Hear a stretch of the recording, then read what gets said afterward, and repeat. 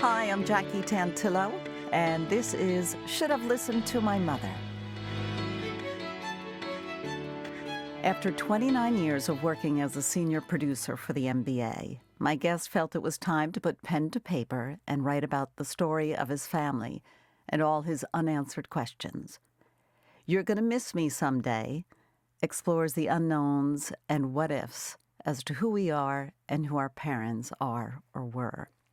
In an excerpt taken from the trailer for the book, my guest says, "When we lose someone, we all wish for the same thing, more time. If only we had one more day together, we'd say all the things we never did or never could." I'd like to welcome Ken Gagne to my podcast, and he's here to discuss his new memoir called You're Gonna Miss Me Someday. Hi, Ken. How are you? Hi, Jackie. Thanks so much for having me. It's a real honor to talk about my favorite subject, my mother. Apropos for this podcast, how did you refer to your mom as you were growing up? Just called her Mom. I guess when I was little, just called her Mommy, and she was my favorite person in the world, so I called on her a lot for a lot of different things. And what is her given name, her first name? Her name is Cynthia Gagne. All of her friends called her Cindy. My dad called her Sin. So Cindy was, she was a pretty special person to a lot of people. I assume both parents are no longer with us.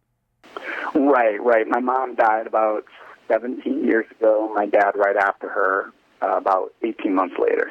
Wow. And you grew up in Massachusetts? Yeah, I grew up in western Massachusetts, a small town called Chicopee, sort of right near Springfield, not too far away from the Berkshire Mountains. Sort of a rural place, but with a lot of immigrants, a lot of French Canadians, a lot of Polish people, but a great place to grow up. Everybody was pulling for each other, and our parents were part of the community and part of the fabric that raised all their kids as well as they could.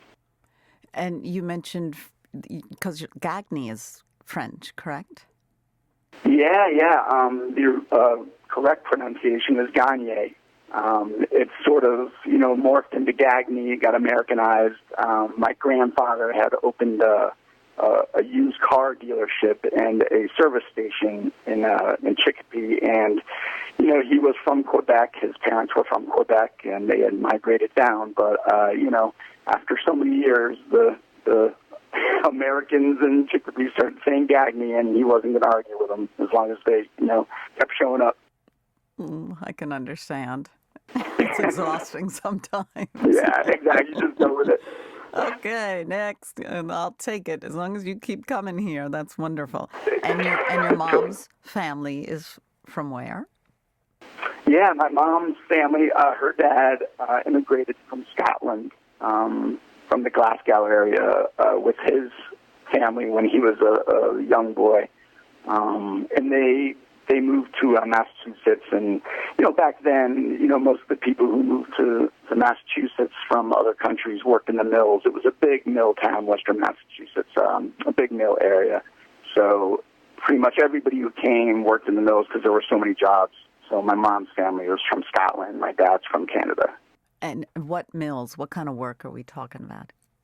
It's mostly It was mostly textile mills. A lot of fabrics, a lot of wools and cloths. Also a lot of paper mills. In the town next to Chicopee is Holyoke, and I think it was called Paper City. It was the greatest supplier of paper in the world back in the early 1900s. So, that's what everybody's job was. All the immigrants trying to find a better life for themselves. Working hard, getting food on the table. So, did your parents meet in Chicopee? Yeah, my mom grew up in Holyoke, and my dad grew up in Chicopee. It was only 2 miles between them. There was a bridge separating the two towns over the Connecticut River. And yeah, they met. They were probably, my dad I think was 30, my mom was 25. Yeah, it's still a little foggy, the stories about how exactly they met, but I think it was at an American Legion bar. I'm sure my dad had a few too many, and, that's usually when he was at his best. So I'm sure, I don't know what the conversation was, but, they ended up together, and here I am. There's another excerpt. This may be from your trailer, but I believe it's in your book as well. Correct me if I'm wrong. Mother and father buried the rest. Too much pain in their past, too much darkness. Something back there they couldn't talk about, something they shut away for our own good. That pain divided my mom and dad, robbed them of the connection they once had, and left a hole in their hearts. Can you tell us how that all started taking place and the effect it had? Yes, that's basically the crux of the whole book. The reason why I am who I am, and the reason why my parents were who they were, is what happened to them soon after they got married.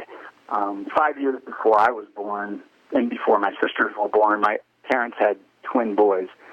They were these perfect children. My parents starting their lives together, had just been married a year, and everything was great.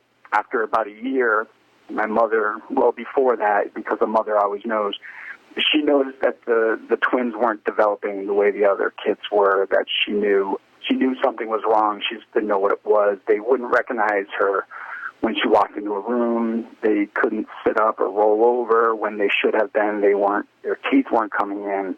A lot of different things that she noticed that she felt were wrong, even though just on the surface it seemed like they were perfect.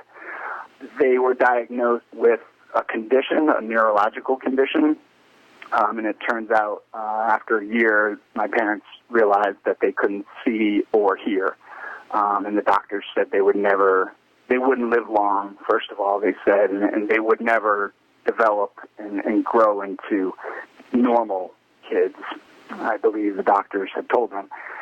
And that was the pain that was in my parents' past, all before me and my sisters were born.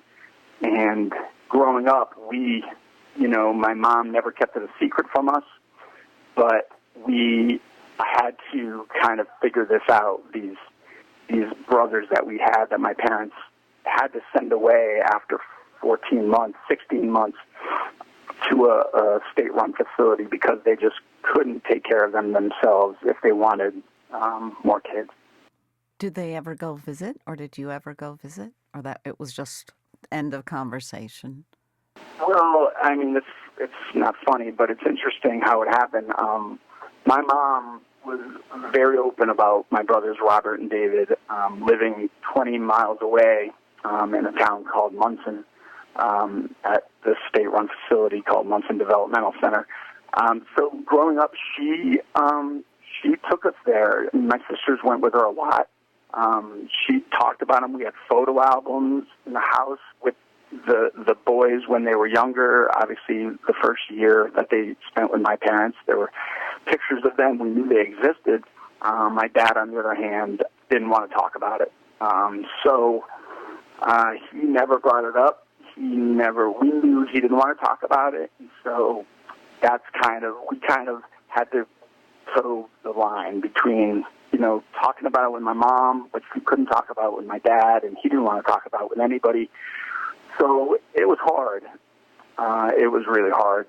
But I ended up kind of empathizing with both people, knowing that, you can only do what you can do, what you're capable of doing. I'm sure my dad wanted to be the best dad he could with me and my sisters, and he couldn't do that if he was still going to talk about Robert and David. And he just, I don't know, I guess he just didn't want to live in the past. He just wanted to move forward, and my mom didn't want to forget about them because they were hers. And that's kind of why I wrote the book. Just after being a father myself, trying to figure out how in the world my parents navigated those waters of giving their kids away in order to have a new family, and hanging on to the past and the future, and it just seemed impossible. And because we never talked about it too much or at all, I had a lot of soul searching to do when I was writing the book, and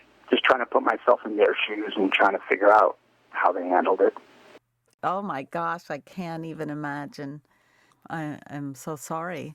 Did you and your two sisters ever talk about it amongst yourselves when you were young, or it was understood that we talk about it with mom and definitely not your father?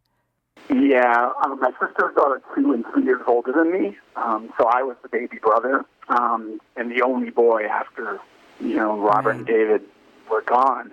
So I was kind of like the golden child, and I feel like I was like the replacement son, that kind of took the spot of these kids that were there, and then all of a sudden they weren't. My sisters and I, growing up, we didn't really talk about it. I mean, you're a kid, and what is there really to say? I mean, we knew my father didn't want to talk about it, and because of that, my mom didn't say too much about it. I mean, like I said, she would visit every month, at least every month, I think. She took my sisters a lot, but I only went once, and that's still something that gets me. And I think when I was writing the book, I'm such a hamster. I'm just going to fall apart here. No. It's okay. I just feel like I let her down. My dad was so emotionally absent. He was a great father, to us, but didn't give her everything she needed as far as dealing with this. And I feel like I, kind of followed his lead, and my mom took me there once to meet the boys, and I was 5 years old. I remember she was so amazing that day. I was young. I don't remember too much, but I do remember it was pretty impactful. Going into this sort of hospital with a lot of people there with epilepsy and developmental disorders like my brothers had, cerebral palsy, things like that. There were other parents couldn't take care of them and had to give them up too. Walking with my mom through those halls and going into my brother's rooms for the first time meeting them. They were, I was 5 or 6, they were 10 or 11. And I just remember them, they were frail, they were kind of skeletal, they were bony, but they, looking at them, I recognized myself. I say in the book that it was like a funhouse mirror image of myself. It was amazing how she treated them, just like she always treated me. She was calming them and singing to them, and I was sitting in a corner, wondering what was going on. I was afraid, but she took me up to them, and she let them, kind of feel my face and put their fingers through my hair, and just to get to know their brother a little bit. That touch sensation is the most magical thing, especially for someone blind and deaf, because that's how they communicate. The emotion and the connection is in that touch. So I was going to ask if she would hold them and pick them up, or if you had ever held them. Oh, yeah. It was all about touch with her, especially with them, because that's all they really had. Yeah.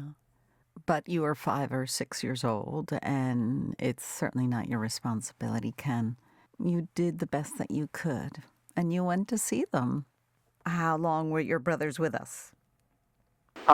So the doctors, I think, had told my parents they weren't going to live long. Maybe, if they lived to 10, it would probably be a miracle. I think they had told them. But my one brother, David, died when he was 16, so I was in the 6th grade, I think.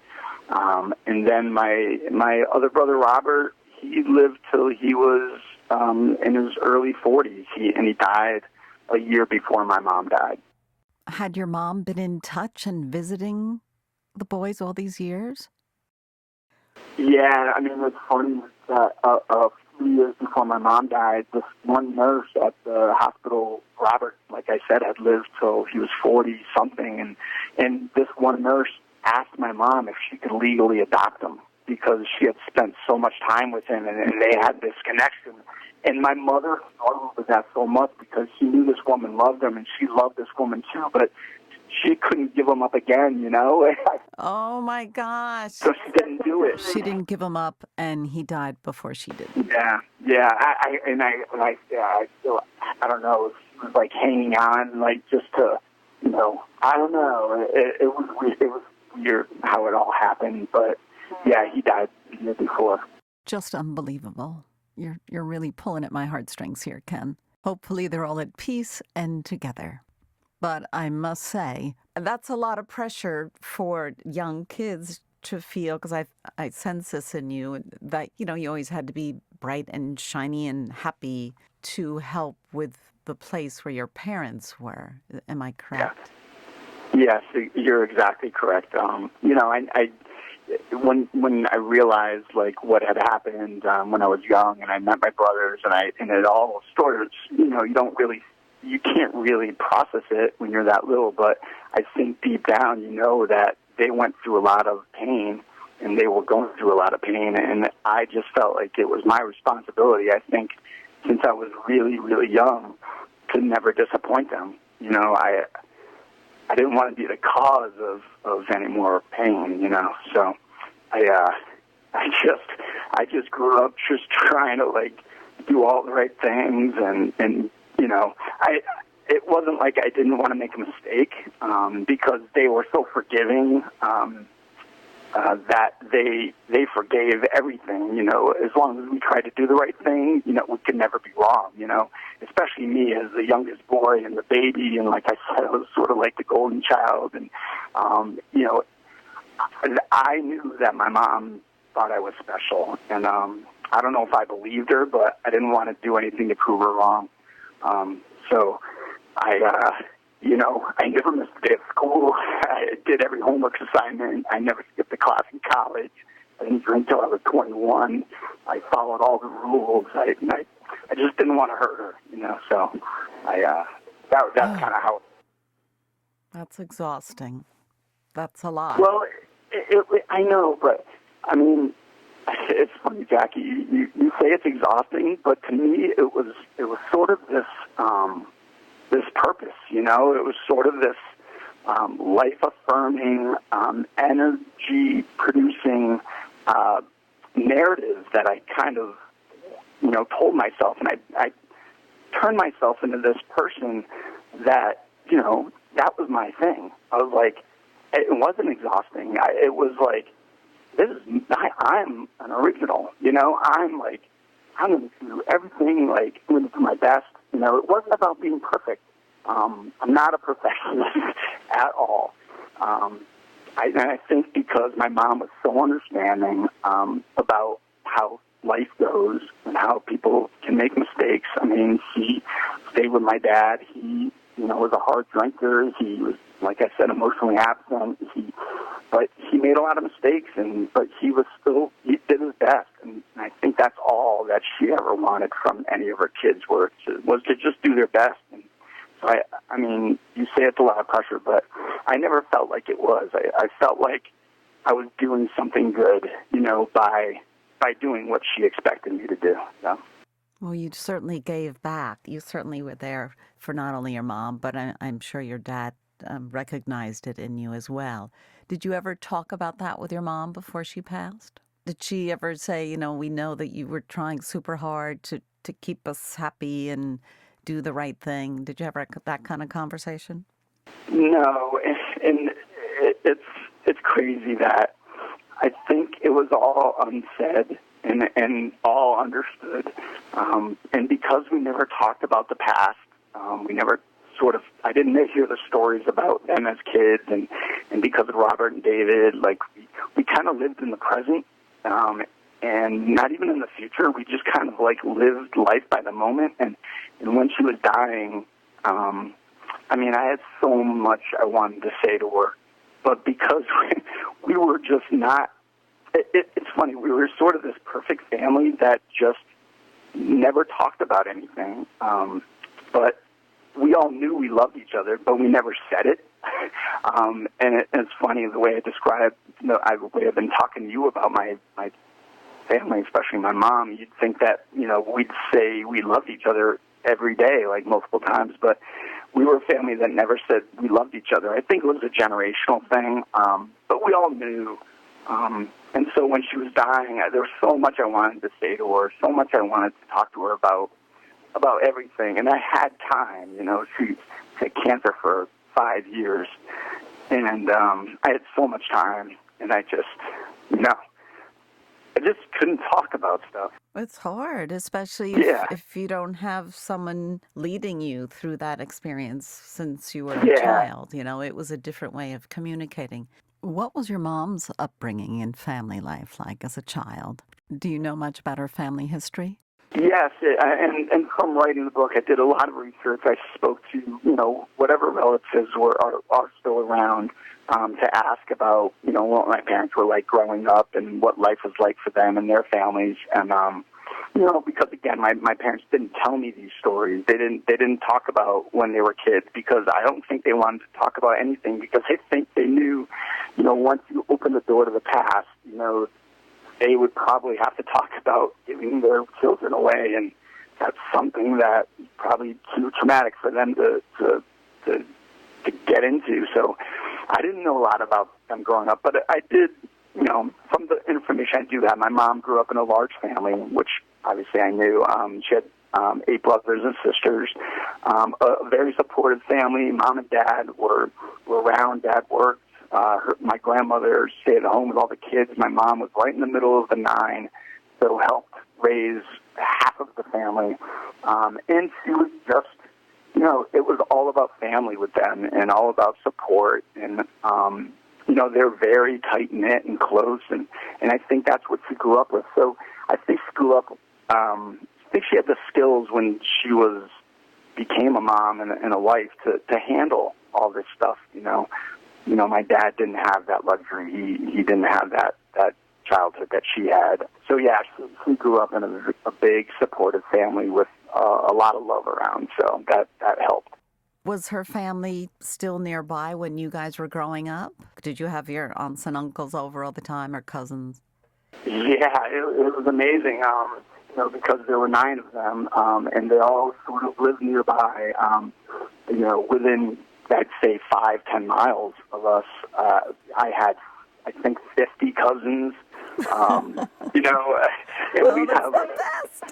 We'd have family reunions at our house every summer. All my aunts and uncles. My dad's side was a little more to themselves, but my mom's side was just talk about one big happy family. And so we'd have these major family reunions in the summertime, these cookouts, and with all my cousins. And I was one of the youngest ones, so I was always, taken care of and the favorite. And I have so many great memories about those days with her family. How do your sisters feel about you releasing this memoir? They, again, supportive of everything I've ever done, and everything I'll ever do. They're my biggest fans. I love them so much. We're very close. They still live up in Massachusetts with their families. I'm the only one who moved away. And when I told them I was writing the book, they understood, and they're like, whatever you do, it's going to be great. They had total faith in me, even though I was listen, there might be some things that are hard to read. I'm going to, I might speak for you in certain places and sort of imagine what you might have been thinking and feeling. And they were like, go for it. I think when it came out, my one sister, Linda, my middle sister, Linda, she's just like my mom. She's happy all the time. She's smiling all the time. Everything's great. And so she loved it. And my older sister, Cheryl, she and I are a little more similar. She and I might be a little more like my dad. And where I think she's probably a little more private. So, she loves it too. And she's not, she would never say anything against my writing it. But, she's not as effusive, I'd say, as Linda. I totally understand totally that. Supportive, and loves that I did it. Yeah, it's very cathartic. I think it's important. And sometimes people write books and they don't publish them, but just the exercise of putting it down on paper is healing enough for them, right? Yeah, yeah. I was saying it was like a 6-year therapy session, you know, and I told my sisters, I was like, listen, these are my memories, and this is stuff I am thinking about and have gone through, and they're not, I don't want it to be, it's not your story, so don't think that I'm, this speaks for everybody, because, memories are subjective, and everybody has a different point of view on things, especially growing up in the same family. Everyone's different. Right, and especially the youngest, because I'm the youngest of 7 kids, so Oh totally my different gosh, perspective of everybody. I had it made. Wow, yeah, we have a lot in common. I believe you might be keeping that pen to paper in the future. You think of other ideas in the works? Yeah, I'm probably 75% done with my next book. It's a fiction novel. It's a 180-degree difference from the heavy stuff I laid out in the memoir. But it's a fun fiction novel, loosely based on a softball team I play in town called the Evening Bulls. It's like 17 of my best friends, and we've been playing together for 6 years. And so I'm taking our team and I'm picking them up out of Maplewood, and I'm putting them into a fictional scenario in a Las Vegas senior men's softball tournament, and we'll see what happens. Oh, my God. I can only imagine. Las Vegas. What happens in Vegas stays in Vegas, Ken. I know. Well, I thank you, Ken Gagne. Just released You're Gonna Miss Me Someday, a memoir. And it's a very personal and moving and touching and truth-filled story. The reason I do this podcast is to share these stories, and hopefully it can help somebody or enlighten somebody or give peace to someone. And you know what? For whatever that's worth, it helps me to do it. So I hope it helps at least you or one other person out there listening. And I have a lot of great, loyal listeners, and I thank them all. Well, thank you, Jackie. It's fun to talk about. It's hard to talk about, but I'm appreciative of the time. And again, the reason I wrote the book is because I know everybody has their Robert and David. Every family has their secret or their thing that they're trying to get through, that they've had to get through, and how we all handle it is sort of what defines us. This book wasn't just for me. It was kind of for everybody who's gone through anything like that, and every family's different, but every family's kind of the same. So, but thank you so much for the time. This has been great. Thank you all so much for listening, and we'll be back next week with another show. Thank you, Ken. Thank you.